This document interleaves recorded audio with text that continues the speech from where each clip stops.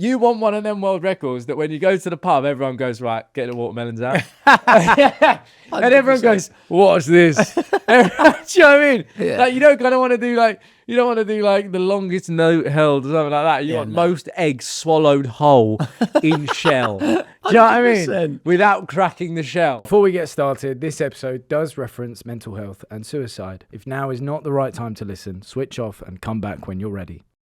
Help is available. Visit bbc.co.uk/action line. Hello and welcome to our podcast. I am being told by the producers that I need to give you a language warning, which means there may be some bad words or, as some people would say, fruity language. If you didn't hear the bonus episode last week, Roman was digging me out for my music choices. And don't get me wrong, there was some... Yeah, you have to explain that. Yeah, you have to explain that. I was digging you out for your choices in music. Yeah. I said, what was your favourite song of all time? And I you said, gave me... Dance Floor by Arctic Monkeys. And now I went home and I really pondered on that. And I don't know why that it got in your head. Like, that I rattled think you so much. nostalgia, man. I think nostalgia. No, I'm saying why you got so upset that was your choice. You were like, I bet that you look good on the dance floor. And then you were like, oh no, don't, like, oh no, I take that back. I take that back. And then you went with Shake That by Eminem and then just tried to claim it because it was Nate Dogg. But why do you want to bring that up? Because, well, you went to a Slipknot concert, did you not? Yeah, so? Now, I get it. Like, they're a massive band. Yeah. But... You're saying for music choices, it doesn't make sense. For music choices, it doesn't make sense. Throughout my career, it's always been like a pop music radio. Yeah. So everyone expects me to say Sabrina Carpenter's my favourite artist. Yeah. Or, people like that. Yeah. But what they don't know is that there's quite a firm set of what they would call metalheads. Yeah. Especially in the TV world. Mm-hmm. Comes down to three people. Go on then. Myself. Joel Dommett. Yeah. And Ed Gamble. Oh, yeah? Big metal fan. Yeah. So big. Do you listen to like metal in your headphones? Though? Yeah. Fucking that just give me anxiety. But that's what I mean. But no, but like we went to, so Joel and I saw that Slipknot were playing. Yeah. So we went to the gig. Okay. But we've tried to wear masks and they said you're not allowed to wear a mask. Right. Right? Because that's the best bit of a Slipknot gig. Yeah. But then when you get there, you realise that someone else who's an even bigger fan is Ed Gamble, who had been like 2 or 3 nights in a row. Wow. Like, Apparently they do put on a mad show though, don't they? Yeah, but I was really disappointed. Really? Mosh pits? I was really, really disappointed, right? Because we Why? come out, right? Because I look, listen, I love Slipknot, and I'm not one of these people that's like, it's like, you know, when you wear a band t-shirt and you know nothing about who you've got on your shirt. Yeah. All right. Yeah. And most people are like, can you name a song? It's like, yes. Yeah. So anyway, Slipknot, loved them ever since, like, probably, I think it was like the first gig I ever went to. My dad dropped me off at a Slipknot gig in Kentish Town. Yeah. And I must have been about... You were Grebo, weren't 7 you? You were or- Grebo as a kid. Yeah. Grebo, yeah. What the hell is a Grebo? People that wore like sweatbands and had like greasy hair. Are you thinking and... emo? No. Emo's different to a Grebo. It is. Is it a greasy emo? Yeah, but like Grebos are like wear like DCs. Yeah, I and want like, that, yeah. Like chains that come down to Yeah, the that's knees. exactly what I had. Is that you? Well, like skate rock, A basically. little bit, yeah. Grebo. Yeah, Grebo, yeah. That was a scene, mate. I wasn't in it, but Grebo Yeah, is you're outrageous. Well, so because I used to listen to like Sum 41 and people like that. That's Yeah, Grebo. definitely. Linkin Park. yeah, Grebo. I think it's one of those things as well. Like I was 7 or 8. My dad dropped me at the gig in Kentish Town. And 7 or 8, and you're going to a Slipknot. listen to this, yeah. So he drops me. It goes into the gig. He drops me. We go to like the sound desk in the middle because he knew someone that was Right. working there. Yeah. And literally like put me there. And then said, "All right, I'll be back in an hour." Like, so he's walked in with me. It was mental. So, but like, I've always like loved them. And then like there's bands like Korn. You ever listen to Korn? Yeah. Love Korn. Yeah. Right, they're like, no, like for me, like they're bang up there. But then there's other stuff like Nine Inch Nails. Well, that's not really metal, but yeah. But no, mate, I love it. But Nice. I think I was annoyed by the Slipknot gig Why? No. because we got out there and they like there's nothing like on the billing that really kind of said it. Right. And then they go out there and they go, we're not gonna play a fucking song after 1998. Oh, no. And it was one album. Oh no. They played one singular album, and Yeah. they've got like hits for Days. decades. Yeah. And then it just came out, and it was like, and so Joel and I loved it, but I was annoyed. Do you get involved in a mosh pit, sir? Yeah, do you want to know the worst thing? Go on then. Joel and I were in a box. Well, yeah. Eating prawn sandwiches, listening Yeah, to that was bad. Slipknot. Joel will probably hate the fact that I've said that, because he probably would have told all his mates, being like, Yeah, I was right. "Yeah, I was there. I've just a terrible impression, Joel. I was there, man." That's what he would do. That's a little bit of Joel Dommett. Joel Dommett kind of sounds like. Do you remember Professor Frink from The Simpsons? Yes. Why the the host of our singer. But no, we were firmly in a box. Ed Gamble was in the mosh pit, to be fair to Really? you. Imagine that, 3 days in a row. No way, mate. So welcome to the podcast, Youabout. I'm joined by who I'm told is a Guinness World Record holder, Tom Grennan. What's the world record for? I'll tell you in a sec. Shortest tops. Shortest tops, yeah. What is it? Well, the record is for the most gigs in a day. Most gigs in a day. Most gigs in a day. I think it did 50 gigs or something like that. 50 gigs? Yeah. Why don't I remember you doing this? Yeah. Yeah, 2018, 50 gigs in a day. I had to go started up north and made my way all the way down to London. Yeah. And about a week later, some geezer in Asia beat it. Some bloke in Asia's beating it already? Yeah. So you're no longer a holder? Yeah, I got the certificate, but I wasn't in the book. Oh, so what I should have done is former Guinness Yeah, World Record holder. Yeah. What about you, Mr. Roman Kemp? Any world records? This is the thing. A lot of people don't know this about me. Go on then. I'm actually part of a Guinness World Record myself. Oh, yeah? If you go back to maybe 2016, Yeah. in the book, were you in the book? No. I think it's 2016 or 2015. Guinness World Record holders. I used to host a show called Nick Kicks on Nickelodeon. You did? Yeah. Did ya? Yeah, I was at You're Nickelodeon. Nickelodeon? That's for like legs. 3 years. No way. Yeah, I got slimed a lot. Really? We did a thing, and we had like the rights to like all the football league. So we would show like football league highlights. Imagine Soccer AM, but for like young kids. They did a Guinness World Record that was the most goals scored by football mascots in X amount of seconds. Right. Right? I was The part host. of that. So you were a host? No, I was setting up the balls as well. No, I'm not having that. No, I'm Not part having that. of. I'm part of No, the no, record. not I'm having that. in the book. You're taking.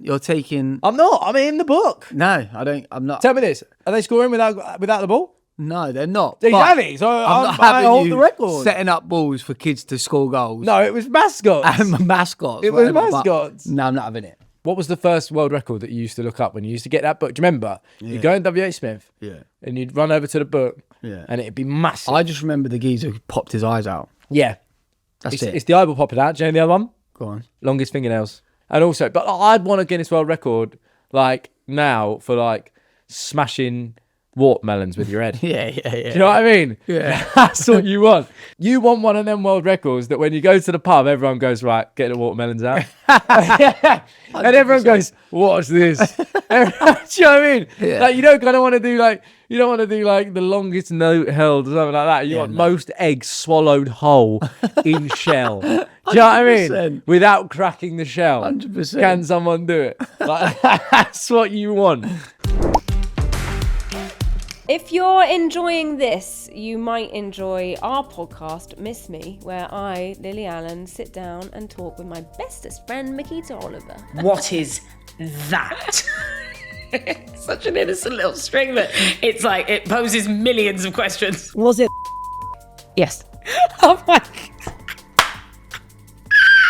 Obviously, we're not going to put that in. I'd also like the AI to really, really take a step back out of the creative industries. I swear to God, nuance is going to be lost in storytelling. You can listen to all episodes on BBC Sounds, and you can watch Listen Bitch on the BBC Sounds YouTube channel every Tuesday. That's when that happens, every Tuesday.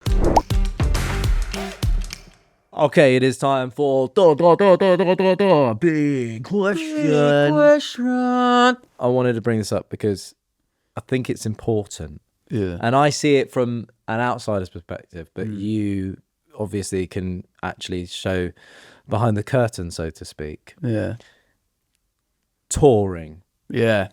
Is it actually fun? Right. Yeah. That's the question as a whole. Yeah, But what I want to talk about is because I think that whenever I speak to a lot of people, and listen, you know, that's even like my mum and dad. Yeah, right? yeah, of course. And they've spoken about it. My dad was always lucky when he spoke about tour, he was always with people. Yeah. And then my mum, whenever she spoke about touring, again, she was with people. But then obviously with, you know, like people like within my family, like George Michael or something like that, I look at touring and I think that must be the loneliest thing in the planet. Yeah. I think answer it, yes, it is fun, but there are times where you're like, this is hard graft, mate. Like everybody goes, you're so lucky to be doing what you're doing, and luckily you're not digging holes in the M1, and I get that, fully get that. Like I'm in a position where like I get to travel the world and I get to be on stage, but in truth, like I get to travel the world, but you don't really see it. You're like in a car or in a hotel room, and then you're on stage, and it does get lonely, and I do miss my family. At the beginning of it, when I was first starting and young and naive, mate, like touring was unreal. It was just a big party. Like I didn't really take it too seriously. Drank loads, partied lots, and we were in the back of a van, and we were all like just squished up in a van, and I remember saying to myself, I can't wait to be on a tour bus, and I can't wait to be in like hotels, not Premier Inns and all this kind of stuff. Yeah. And now I'm like, oh man, I wish I loved it more back then than now, because at that point I was with all my band and we were all together, and now I'm kind of like, it's just me and my tour manager who travel together. I'm not on the bus anymore because in truth the bus makes me ill. And well, you get car sick? No, it's more like the air condition. So like, because of my voice, I always lose my voice if I'm on a tour bus. So I have to really look after that.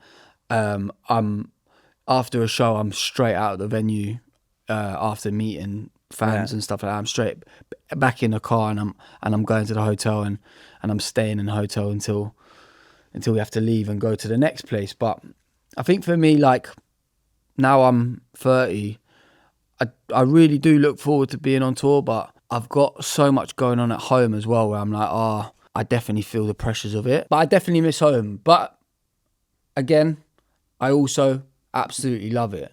Like it's like a seesaw. It's like how to balance it out properly, you know? Yeah. Here we go. Yeah. The real thing for me though is this. You know, there used to be moments where when I was a kid, and I hate bringing it up because it's almost this thing. Yeah, but it's your life though, isn't it? Yeah.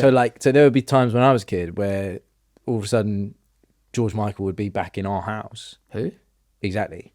Godfather, don't want to talk about it. but would be in our house. Yeah. Because he felt like be on his own. Not even. Like it was the fact that he'd gone on tour for so long, you know, and as a solo artist, when you go on tour for a long time, the people that you're surrounded by don't know how to say no to you. Yeah. Right? Yeah. And you then lose sight of who is actually looking after you. Yeah. And so I think my thing for you is like, I'm very lucky in that sense though. Like my team will definitely tell me no. Fine. Yeah, I am lucky. But you are still paying them. I hear you.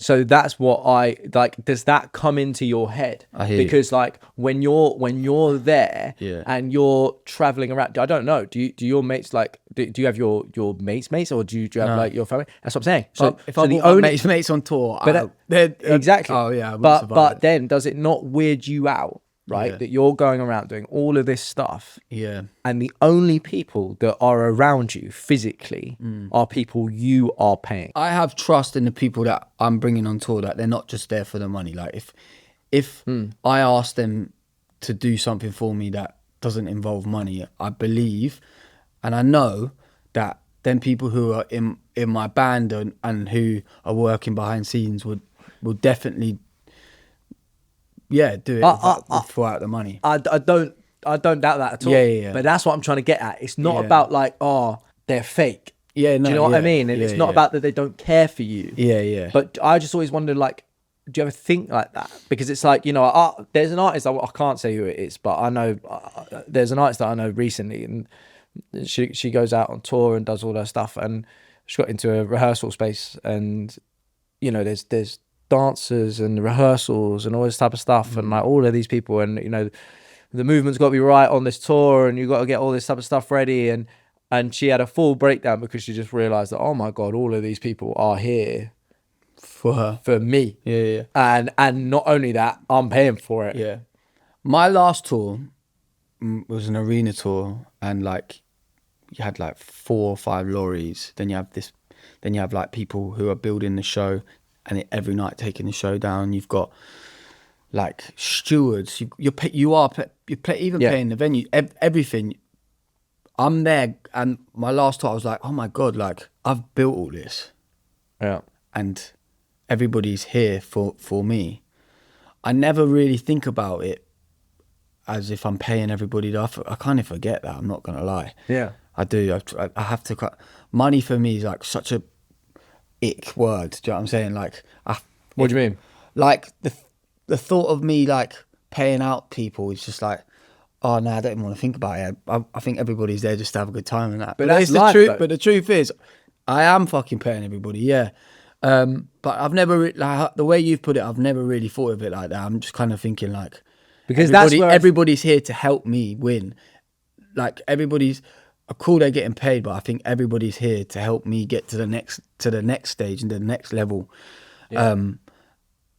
So yeah. Or do you not think it's more so a sense of everyone's there to help each other as a team? Well, yeah, of course. Get to their next level. Do you know what I mean? Yeah, like that's how it has to look. Yeah. But I think that's why I always think whenever I think back to it, like coming home and going into the kitchen, and then I look to my right, and George Michael's there painting one of our walls on his own. See, I like that though, because he gets straight back into reality. For me, back in the day, like I've learned how to really how to control this now. But back in the day, I used to like, when you're on tour, everything is done for you. Yeah. Yeah. And I remember coming back off tour, and someone going, oh, can you go and get I don't know, a loaf of bread or some milk, and you kind of go, what? Like, I'm back in reality. And that used to like spin me out.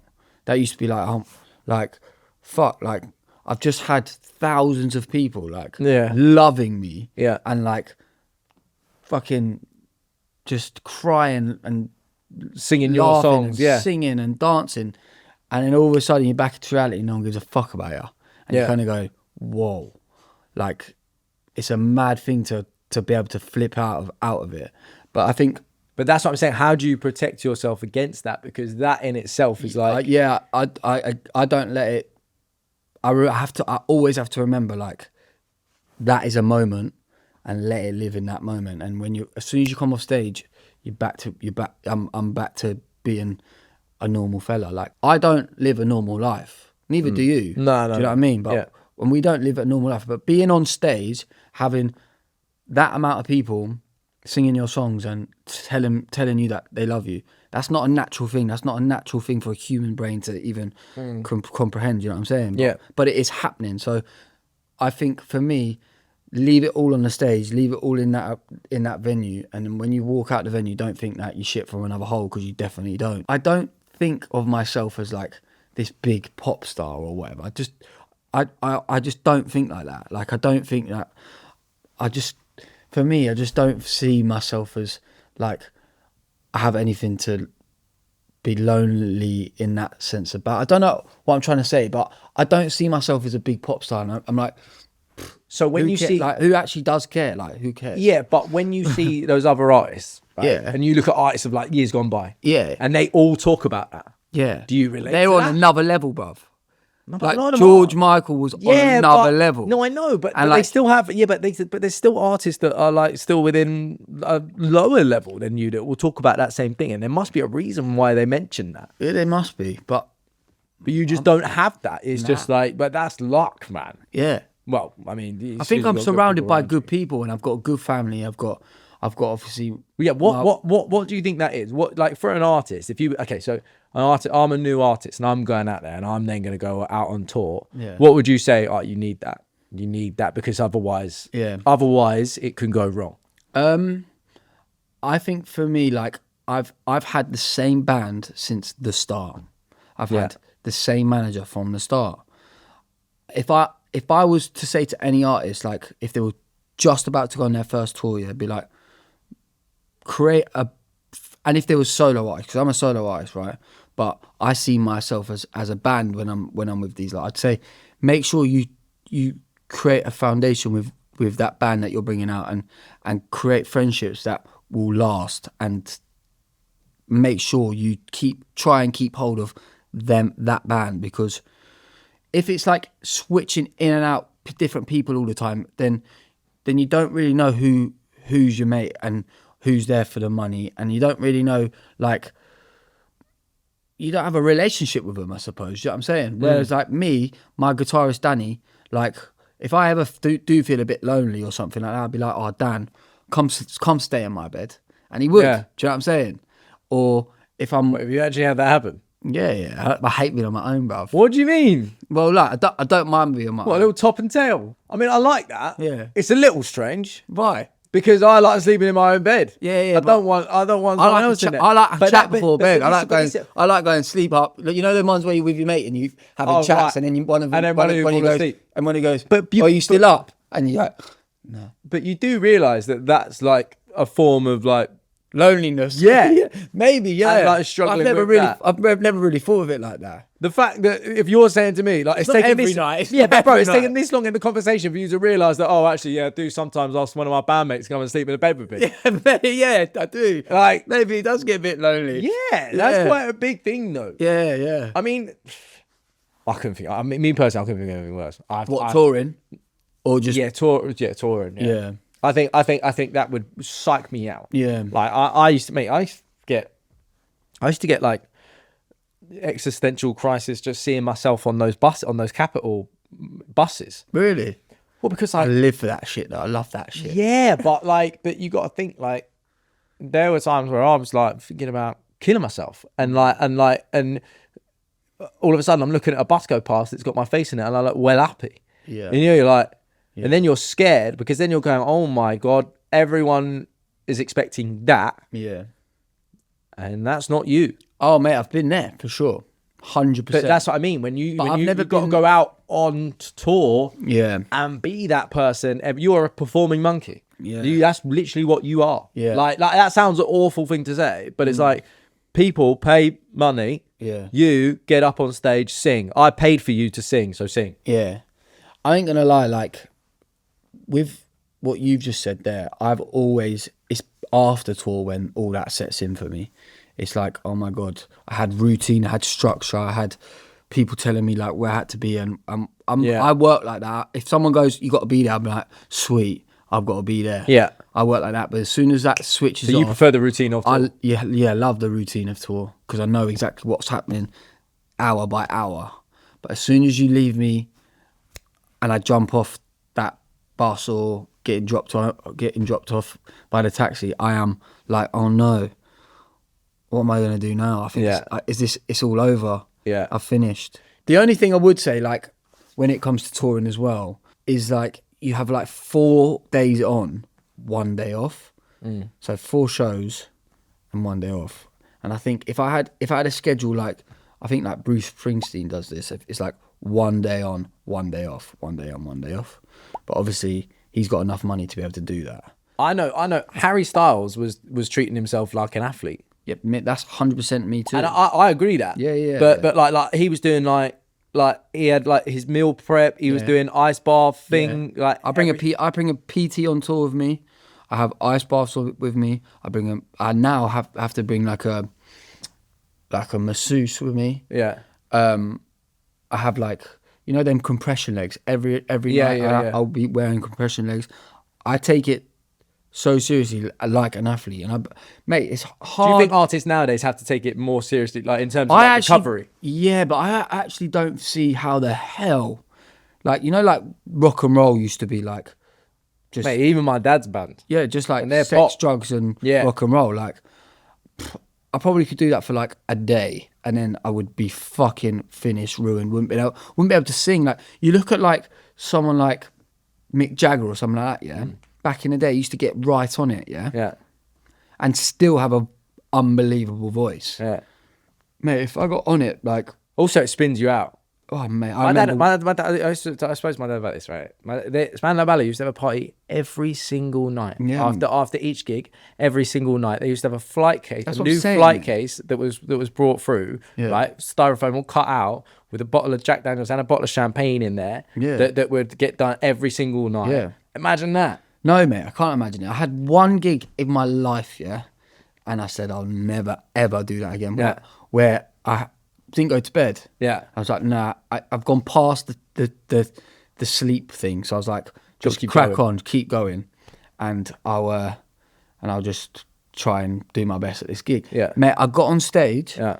And I looked at the crowd. Yeah. And I had to look away, and I had to do the whole gig with my back to the crowd, because I was like, I can't look at you. But that's it. But that's why I say as well, like, you have to be so around the right people. Yeah. And when I look at the successful artists, right, I know all of them have people around them constantly. I feel like we've had quite a serious chat today. Proper. Yeah, we do have to look at each other's calendars. Yes. But I feel like you've attempted to do something secretly while still putting it in your calendar. Yeah, no, I just wanted It said call with Martin Kemp. Yeah, I thought that was pretty cool to have in my calendar. But obviously I'm going to see it. Yeah, I So know obviously you you've will. done something. Yeah, I've done something. Yeah, obviously last week Yeah. you spoke to my dad, and I actually didn't know you were doing. We it. gave you the Irish citizenship. citizenship test. Yeah. So I was like, right, I'm going to ring Martin Kemp, Yeah.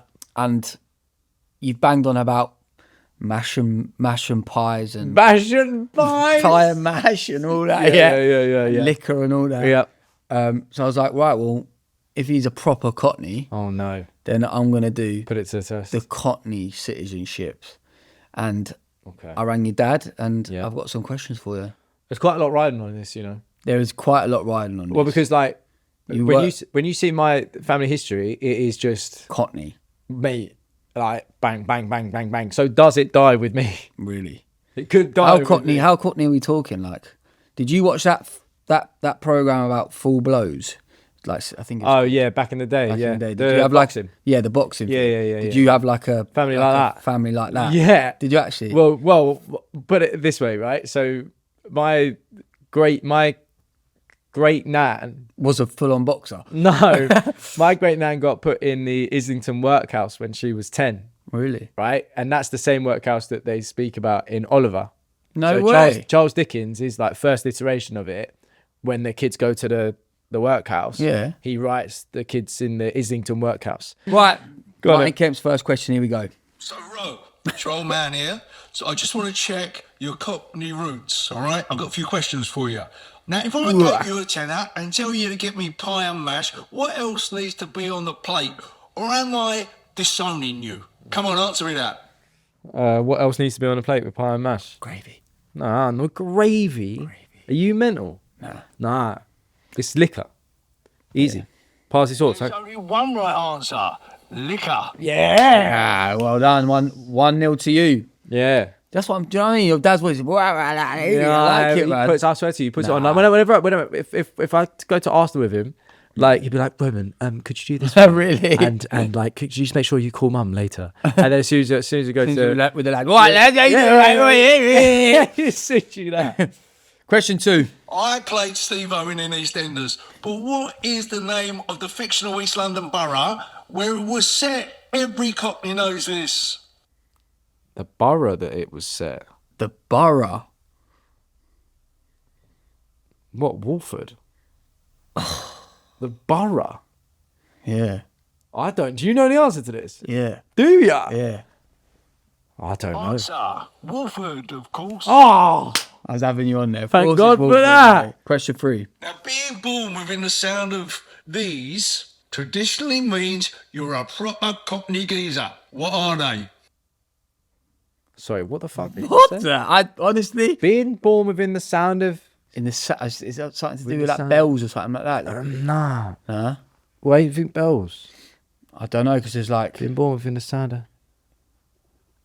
ain't there like a mad famous like church or something like that in the middle of the bow or something like that? I don't know. I might be Big chatting. Ben. Nah. Yeah. Nah. Do Nah. you want the answer? Yeah. The Bow Bells, that's something, man. Oh my god! Well done! That was ledge. Oh, that was good. Yeah. Bells. All right, question 4. Hang on a minute. Yeah. Hang on a minute. That's outrageous. Yeah, I'm buzzing with Where's that come from? that knowledge. Yeah. I have no idea. I used to live in East London. I remember people talking about that. Question 4. Yep. Right, so you are out in the East End of London looking for knockoff trainers, a bacon sarnie and a bit of cheek. Come on, boy. Where'd you go to? Bit of cheek. Bit of cheek. Unreal. Bit of cheek. Yeah, in my head, it's like dirty. Yeah, same. Do you know what I mean? That don't sound good. If I went into Soho right now and said I'm looking for a bit of cheek, I don't think it'd look good. Oh my God, do you want the answer? No, hang on. All right. In the East I don't End. know if he's saying East End or if he said, because if he's talking like North, is he talking Chapel Street Market? Is he talking or is he Bovey talking Market? area? Bovey Market. Bovey Bovington's all the other way around. Well, you never know. Wembley Market. Nah. I used to get a few knockoffs back then. Look, Or is he talking about back in the day, like back in the day, like Yeah. Spitalfields type vibe? Yeah, go on. What's the answer?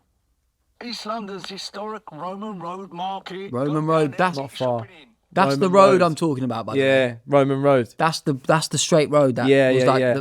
the oldest all the road way in through. East. Yeah. Yeah, it goes all the way through. Fair. yeah. Didn't know that. Yeah. I'm not doing well here.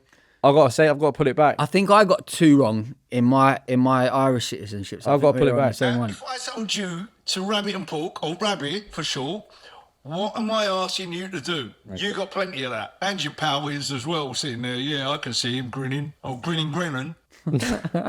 Again, I've got lost. Now, if I told you to rabbit and pork, or rabbit for sure, Yeah. what am I asking you to do? Easy. You got plenty of that. And Yeah, your yeah. pal is as well sitting there. Yeah, I can see him Grinning grinning. Grennan. Oh, grinning Grennan. Yeah. Like that. Chat. Chat, innit? Talk. Talking. Yeah. Yeah. All right, ready? Yeah. The answer is talk. There you go. Of course it's talk. Exactly. Exactly. All right, question 6, last one. And to be honest, Ro, do you actually know what Burke is short for? Eh? It's rhyming slang. Oh, come on, give it up. Don't be shy, son. A? What? That sounds like a different language. Yeah. To be honest, Ro, do you actually know what Burke is short for? Eh? It's rhyming Burke. slang. Burke. Oh, come on, give it up. Don't be shy, son. Burke. Oh my God. Birkin. Birkin. Nah. You're thinking Birkin bags. Yeah, Burke. What? Smirk? that's what I was thinking. Smile? That's what I thought. Yeah. But do you Go want on. Answer. It's rhyming slang for Berkshire Hunt. Sure you two can figure that out. Unreal. Don't be a Burke. I like that. Berkshire Hunt. Jesus. Unreal. Well, I think you did well, man. Nah, I think you did we're pretty halfway there. I'm Halfway there. I'm half still got my family heritage. Yeah. Half Nepo, baby. Yeah, Yeah. definitely. Martin Kemp, you're a legend. Thanks, mate. I've seen your calendar. Yep. You're obviously doing Gogglebox with your dad. Yep. I've luckily enough done Gogglebox once, never got the call back. No. But should we get into it on the bonus track? Secrets of Gogglebox in the bonus episode. Yes, let's do it. Whee! We've obviously spoken a lot today, and we've not been able to get round to people's emails because we do have an email now. Yep. And we want to hear as many stories, as many questions, and if you've related to any of the things that we've been speaking about, then please do send your emails in. Roman, tell me the email. youabout at bbc.co.uk. That is you as in not the text speak. So YOU. And then you should know how to spell about. So that's it. Make sure you follow us on BBC Sounds. Make sure you download us wherever you get your podcasts or anything like that. And we'll see you next time. Remember, you can catch up with everything from our podcast on the BBC Sounds app, including our bonus episodes that Tom likes to call bonus tracks.